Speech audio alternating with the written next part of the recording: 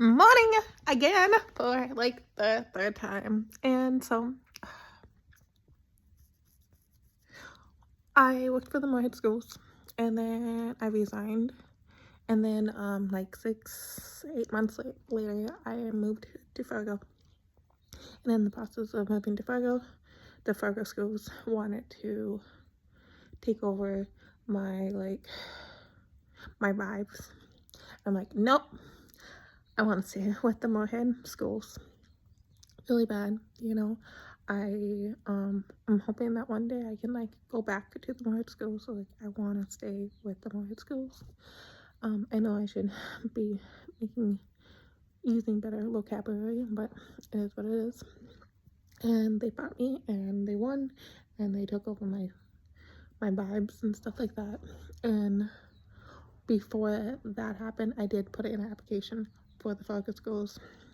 They reached out to me. And then they like, we submit, it's like, you have the job, but we submit your application and I'll call you within a week. They never called me back. I reached out to them. I left a voicemail and stuff. Nothing happened, you know. So when I moved over to Fargo, they took over the sensory issue. I got really upset because one, they never told me my start date. And two, I wanted to stay with the Morehead schools, and they could not respect my wishes. Quite a few months later, I was looking for some place, and like still waiting for them to like reach out to me, the Fargo schools. And apparently they reached out to the company that I was working for and told them, and they're like, oh, and they let me go just because like to work for the Fargo schools. And I'm just like, I can do both, like I can work here and there.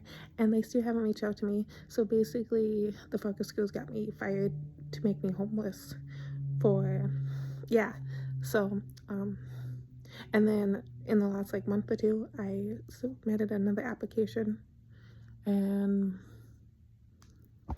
yeah, I really struggle with the Fargo schools just because they do not know how to keep up with their words or their promises.